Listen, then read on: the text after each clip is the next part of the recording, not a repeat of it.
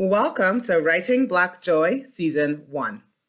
I am Sophia Robinson, and I'm a writing coach, editor, story listener, and the producer of Writing Black Joy, a virtual space that celebrates and centers the voices of Black writers with joyful stories. Here, you'll find my conversations with some of my favorite Black writers and storytellers, learn more about their projects and the joy they are bringing into the world, and find inspiration for your own creative ventures, as well as tips for writing poetry, blogs, creative nonfiction, fiction, plays, and so much more from all types of writers, as well as a sneak peek into writing life.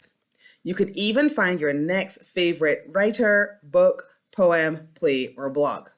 And if you are a Black writer who is looking for a coach or an editor to help you bring your joyful story into the world, click on my website below and find out how you can work with me. In the meantime, let's go to today's guest.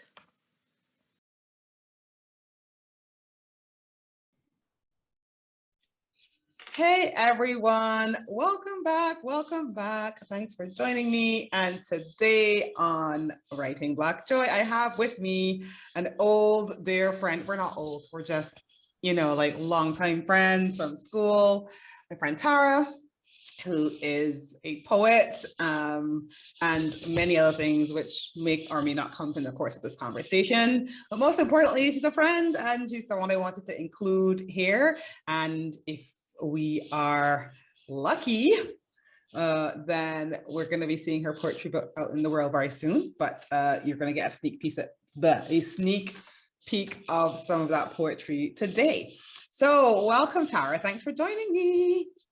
Hello, thank you for having me, Sophia. I am excited and looking forward to our time together. Yes, I am so glad you are here. To anybody who may have wandered, just randomly wandered across this page and like, what is this? Let me just give you a quick overview. This is what I call my writer's gallery. Let's call it an experiment where I am just featuring Black authors with joyful stories, whatever it may be. There's poets, there is children's book authors on here. We've got playwright, people who blog, all kinds of things. I'm so happy that I've been able to bring together all sorts of different types of writers with different types of story. And speaking of writers and stories, Tara, tell us a little bit about your writing journey. I would love to hear about that. Okay, so my writing journey would have begun when I was a child. And I can't tell you exactly what age, but I do recall my dad even making jokes about little notes that I would write to him and my mom at a very young age. But I started writing poetry and prose, I would say, probably around 9 to 11 or something like that. And it was just something that continued, throughout my adolescence and into adulthood. During that time, in addition to writing the poetry and the prose, I've done some short stories and whatnot. And now I am in the process, I'm in the process of publishing a couple of works. And I am excited to hopefully introduce those works to the world before this year is out. Yes, I love that so much. And, I've had a few authors on here who have self-published various things, whether it be poetry. My friend Ali, who she does a lot of affirmations. So her book was full of affirmations and just like writings that she did around them. And it's a journey. Like publishing is a journey, even whether you're self-publishing, whether you're publishing traditionally, publishing is a journey. And so just being on that journey, I think, is a really, brave step to take. So don't worry, it'll be here soon enough. It'll be here. And I'm here to get behind you and go, oi. So thank you. That always helps. It always helps to have somebody, in your corner, so to speak. Tell me a bit about writing poetry. I have by the time this airs, my friend Rahenda also would have been on, and she's a poet as well. But I'm always curious. I write very little poetry. Like I used to write probably more poetry when I was younger. I write very little poetry. And what I will say is when I write poetry, it is like being hit in the head with a bolt of lightning. It's like, here's a poem, blam. I'm like, okay, I write it all down and then it's gone. Like, that's it. I don't, other things like I can sit and practice and I can work on them and get them better. The poetry, it's a no. The poetry is like a drop, like just dropping in from somewhere and here it is. So I'm curious about how that works for you. Well, I tend to be a writer who needs to be inspired for the most part. At the same time, I have found that I can create the space and the environment to be inspired. I love that. I find that sometimes I will have a theme like that's just stirring in my heart, and sometimes it starts to come to me almost. Oh, I write songs too. So sometimes it comes to me almost like a song, and I start to see the first couple of lines, and I'm like, "Oh, I need to write that down."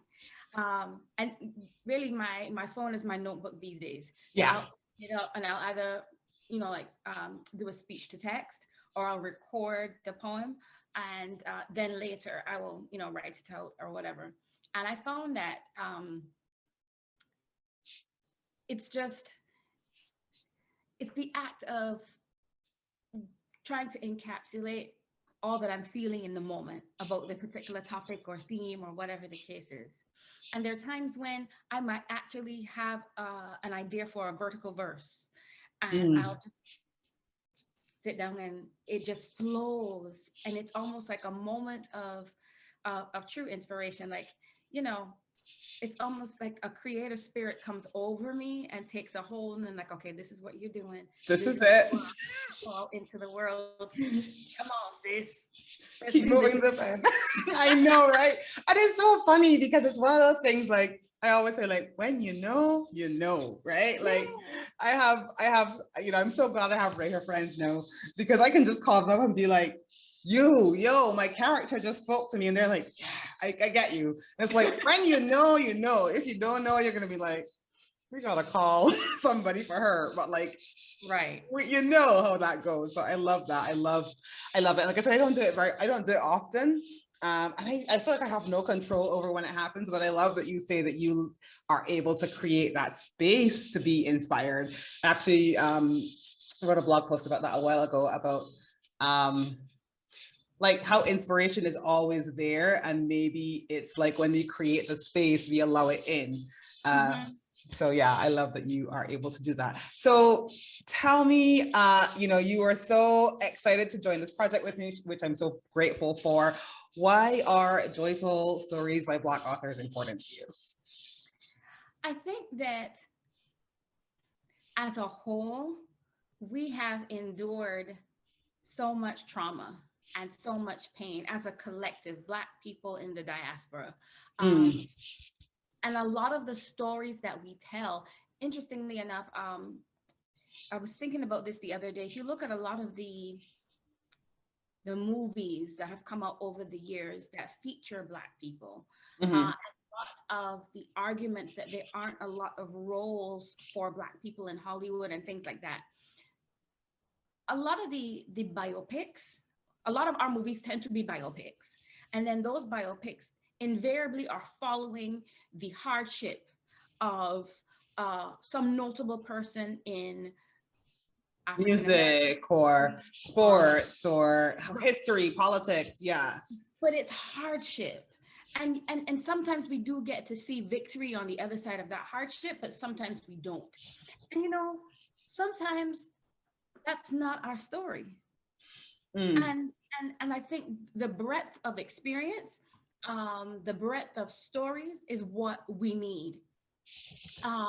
And for us to be able to tell our own stories, our joyful stories, I think will help us to recognize that, we are multidimensional, that there is so much more to us and our history, our experience, than what we have been gifted up until this point.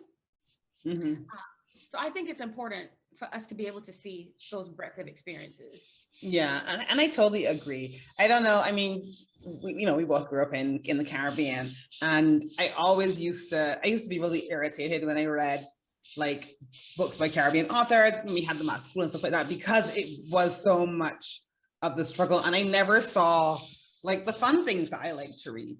And when so maybe a couple of years ago, before I think this project has always been on my mind, but I've never been able to put it into a framework to share with others until now.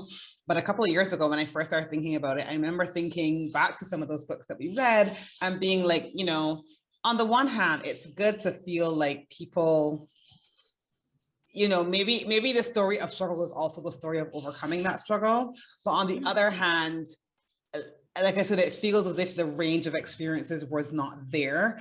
And I feel like it just builds a lot of stereotypes as well. It builds a lot of stereotypes, not just in people who, you know, not just in a Black population in a Caribbean country, but like in other people, in people that are other leaders, other people who are observing, who are watching that media, like, oh, this is the width and the breadth of their experiences in life, as opposed to like being able to see, like, you know, everybody has ups and downs regardless of what they're like. And, you know, for us to feel like there is joy out there for us as well. So I really do like that.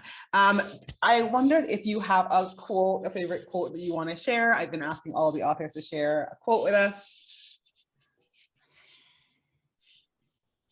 Well, I do have a favorite quote. It doesn't necessarily speak to writing or creativity, No but it's problem. a quote by Winston Churchill. And it is, "Success always demands greater effort." Okay. Tell me a bit about why you like that quote. On some level, not on some level, it says what it says. I mean, if we want to be successful in any endeavor, we have to exercise greater effort in order to accomplish it. And I think that we have, and this is probably carrying us down a tangent that we don't need to go down, but unfortunately, I feel as though there's so many things that people are content just to be mediocre at, or just to barely give effort. A lot of that, some of that may be due to, you know, societal issues and pressures and anxiety and depression, and so much of what ails our respective communities, that people only have enough energy just to barely do what needs to be done and to get by. And then in some cases, it's just, you know, being satisfied with mediocrity. But I think to myself about, you know, anything that I really want to achieve in this life, any influence that I really want to have, is going to require greater effort. As it relates to this writing, if I want to create something that is going to bless somebody's heart and, you know, bring a smile to their face and cause them to have enjoyment or joy, it's going to require effort on my part to craft something that is meaningful and that is engaging to do so. So I just see it as being a whole life kind of orientation. Yeah. And the thing I notice about that quote is that you don't have to be successful in everything. And this is something I think that I had to kind of come to grips with in myself, which is that anything that I have wanted to be successful in has required effort. When I wanted to publish my book, and effort, a great deal of effort was involved, not just in the writing, but and you're you know, probably discovering this now, like writing is one skill set, and then publishing is like a whole other creature with its own with its own skills and its own requirements, and that requires a great deal of effort. And also just sharing it with the world, right? There are things that I am okay to be mediocre with. And that's also okay too. Like, there's some things that I just do for enjoyment. So I'm probably not going to be successful at it or whatever. And that's okay. Like, you know, maybe you know, there's this little kid that I watch. Well, I don't watch. I've seen him on, like, you know, social media doing all this crafting and crocheting. I watched, you know, I'm become obsessed with watching people do art recently because I'm terrible at art. Could I be better at art? Maybe, who knows? But I don't need to succeed at being an artist. I'm happy to draw art, you know, cartoons for my nephew and let it be that. So I think a part of it too is like choosing what it is that you want to be successful in, and then just realizing that that is where your effort has to go. And the effort doesn't necessarily have to, like I always tell people, maybe you can write 10 minutes a day, or maybe you can put in half an hour at a time. It doesn't have to be like, I have to work at this thing 60 hours a week or whatever, but like, just realize that it will require something from you. Right. And that's fine. It's once you understand that, then you will hopefully be willing to put in whatever effort is required in order to gain the success in that area. So what has been your proudest writing moment? I know you said you are yet to publish, but I think our proud writer moments come in so many different forms and fashions. Right. I would say that my proudest writing moment was when I was in college in New York, and the church that I attended at the time was having a youth day, youth celebration type thing. And based on the theme, which had to do with being on fire, I crafted a poem. And we had a newsletter that we published, which I'm actually proud to say that I was the editor of, and I nice the newsletter. And it was featured in that newsletter as a part of our youth day, or it was a part of some kind of pamphlet or something that we did. I just remember seeing my poem in print, and I was thrilled. So that would be my proudest writing moment. I love that so much. I love that. It's a little thing sometimes. It's just like that first printed moment or that first time you shared it. I love that so much. I'd love to know, what are you finding difficult about your writing journey right now? Maybe it might be the writing, it might be the publishing part. What are you finding difficult? Well, I would say there are two things. So one thing is I almost feel a barrage of literary ideas that are coming to me when I get quiet. And of course, you can't do 10 projects at once. And so it is sometimes feeling an overwhelm of, well, which one do I really focus on right now? What does the world really need for me to birth right now? I'm trying to figure out what that is.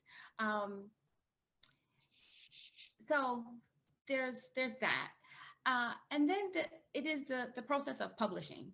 So I've got one project now that is a quasi self-publishing kind of situation that I want to see through to completion, because I've already made the investment, and it's a children's book. And the company is, just waiting for me to do my part, as it were. Thankfully, I finally found an illustrator a few months ago. She is almost finished with the illustrations and whatnot. But just even navigating that process of finishing that, sometimes feels a little daunting, a little overwhelming. And then on the other side, trying to self-publish otherwise. Yeah. The poetry anthology that I have collated, as well as a devotional journal that I have designed, walking myself through those steps. Okay, so I need to do this and I need to do that, and how do I do this and knowing that it's okay for me not to have it all together, not to know it all, but availing myself to people who have done it before, like yourself, or who know a particular aspect of it better than I do, to help me through that. So I would say that those are the two things: just being bombarded by a plethora of ideas and knowing what to focus on, and then the actual process of publishing and navigating those steps. Yeah.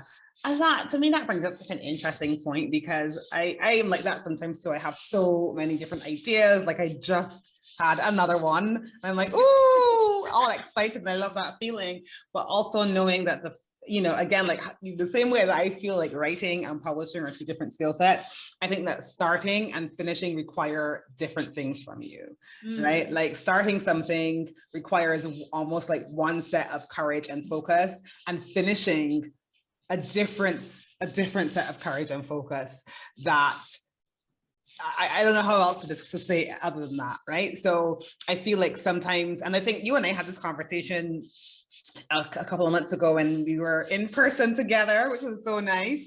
I know. Which is that there is something magical that happens when you finish just one thing, right? Like something happened when I finished.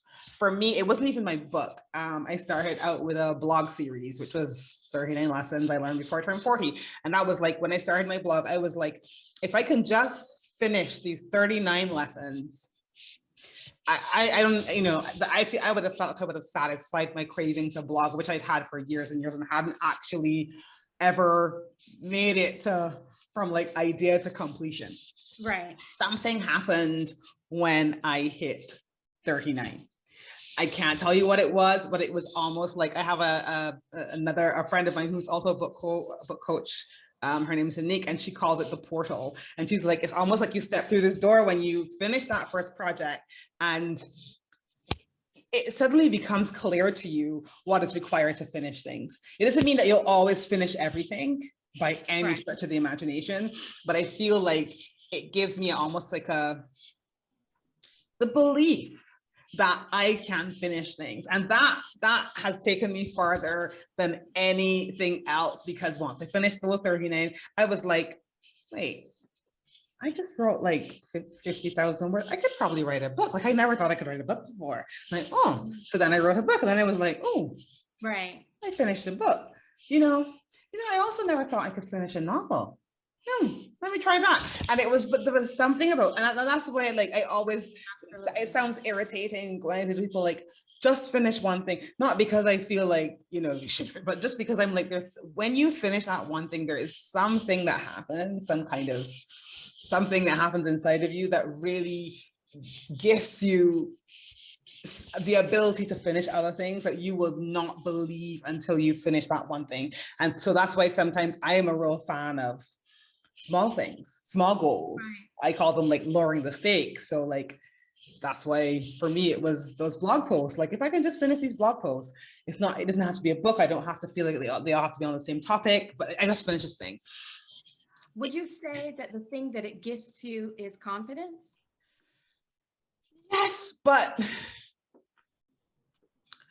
Yes, but I don't want people to think that like, now you have all the confidence in the world and you're going to just, like, confidence is something to me that is built through taking action constantly. But to me, it's, yes, confidence, but there's something else, something in that sort of belief in your own ability to finish something, and looking back and realizing that you finish things all the time.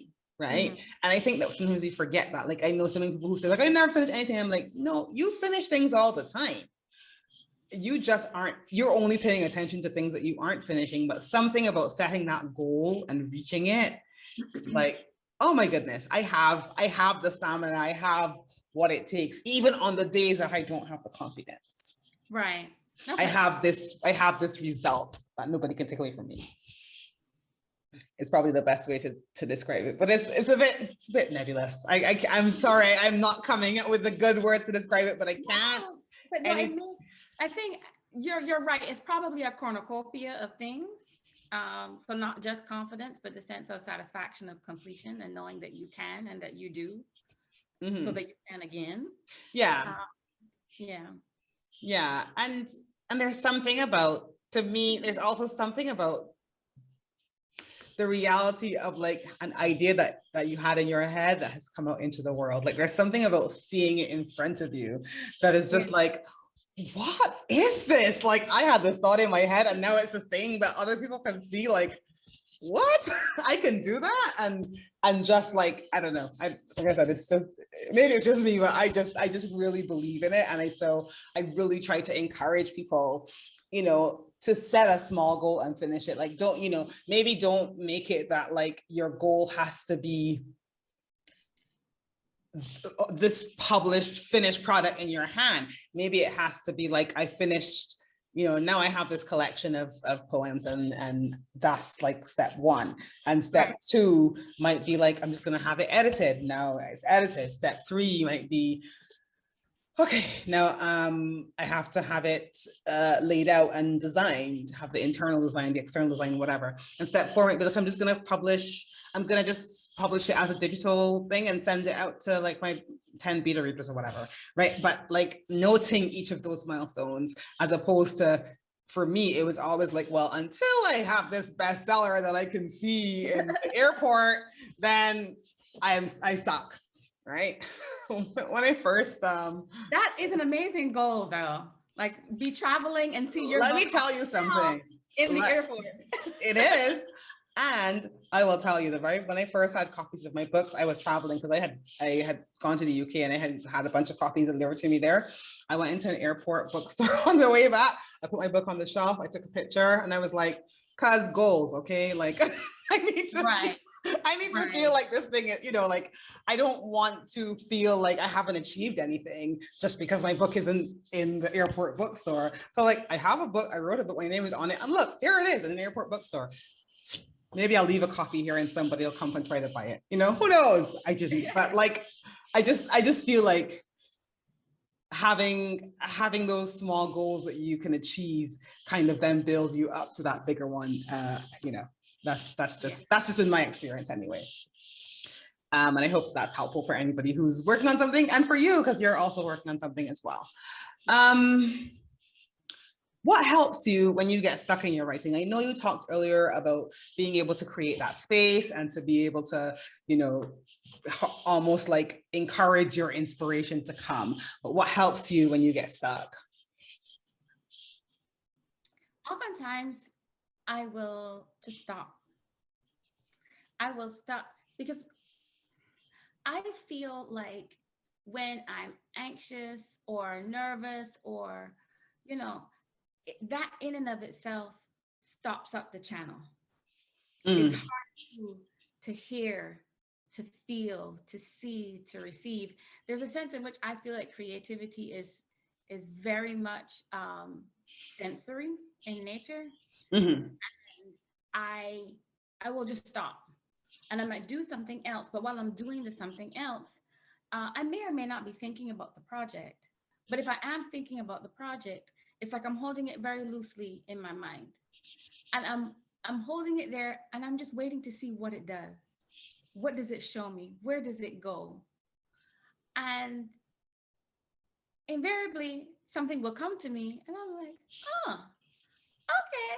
You get back to it now. Yeah.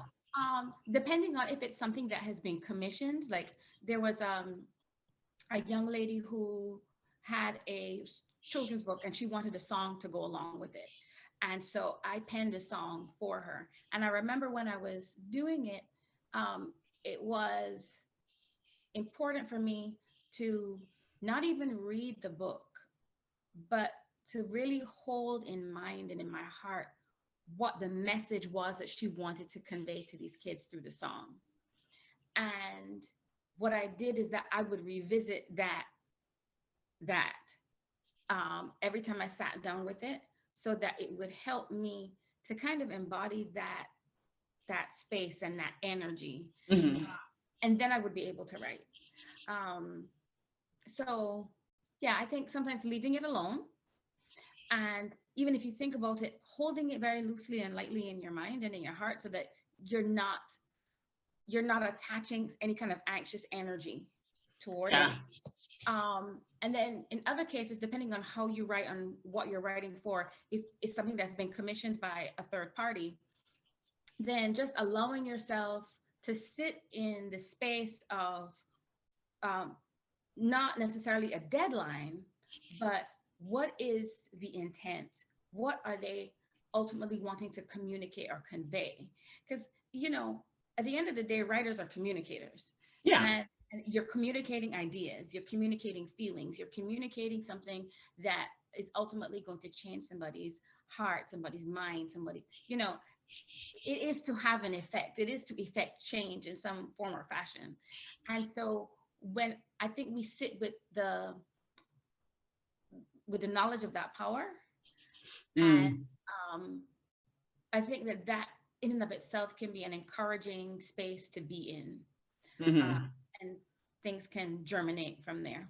Okay, I love that. I love that. And I have to say, I struggle with commissions. I don't really like. I have an interview up next with my one of my good friends, Javasia. So at some point you'll hear her as well. And she does a lot of freelance writing. And I always, I kept, when I first kind of met her, I was like, oh, I'm a freelance writer. But the truth is, I struggle with somebody telling me, I want you to write about this thing. Like when I do it, I feel like I'm very robotic about it.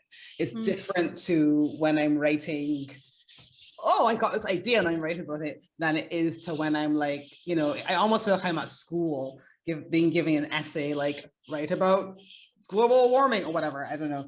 But like, I feel like my whole approach to it is like, and it's my sister who pointed this out to me, actually. She read something that I'd written, which was like to a brief. And she was like, where are you? Where are you in this? Like, this sounds like something that could be on Google, like a Google thing. And I was like, that's how I feel when I approach things that I have to write to a brief. And so that is hard for me. So I love those tips of just trying to focus not so much on the brief itself, maybe, but like what message are you trying to convey in the piece. That's a really great way to look at it. So what else might you tell a prospective writer, whether it's poetry, whether it's, you write so many different things. What, if you had to tell a prospective writer something, what would it be? Honor yourself in your writing. Like, don't write anything that denies you, defies you, diminishes you, degrades. Like, honor yourself. And so, you know, as you're writing what you're writing, write what you want to write. Write what resonates. Mm. Write what encourages you. Write what you think is needed in the world right now. Um, and in so doing, you honor yourself. Yeah. And write what brings you joy. I love that, because I feel like sometimes it's easy to write what you think you should be writing instead of what maybe you do both. Like I said, like maybe you have to write something, write that, but like maybe also try to write something that you enjoy. Right. So I And I absolutely love that. and I think that dilemma might be particularly pertinent for someone who's trying to make a living from writing. Of course, yeah. Yeah. So, Of course, yeah. So, and that's yeah, that's a different set of decisions that you have to make, which is part of the reason why I tell people I don't write for a living, for that very reason, because I feel like I would lose that joy. That may not be true, but that's a feeling that I often worry about. So I love that. You say honor yourself, regardless of whether you're writing for somebody or you're just writing for joy. So if you have any spare time to read in between everything else that you do, what type of thing do you like reading? It could be audiobook, could be blogs, doesn't matter. What type of thing do you oh like wow. reading? I guess a lot of what I would read would come in the self-help category, right? So I read books on like diet and different kind, because I kind of moonlight as a holistic health coach. Yeah, we both did that course, that integrated Right. nutrition course, didn't we? Yeah, we did. Yeah, So separately without even realizing. I know, right? And so I like to read about different kinds of foods and herbs and what they're going to do in my body and different kinds of diets and whatever. I'm a person who gets easily bored with food. Me too. But thankfully, I had a mom who was very creative. And I think I get some of that from her in the kitchen. So I will like modify recipes and things. I'll buy recipe books and just read them and look at them. Me too. So that's so, diet, food, recipe books, things that are faith-based, and just encouraging. There's a book that I need to read again by Jen Sincero called You Are a Badass. You are a badass. Just very, yeah. And every now and then, I might pick up a nice novel And it doesn't have to be a romance. It can be like a action adventure or like a psychological thriller kind of thing. Yeah, I'm all about the psychological thrillers, I have to say. Every now and then I'll pick up a novel. So Yeah, I love that. I love that. And what's the last thing you read like that you really enjoyed, really that was memorable to you? Oh wow. This was a novel. And it's kind of set between the US and Italy. And I forget the name of the book. It's okay. When you find it, I'll hopefully add it to the page. So just, that's fine. Go right ahead.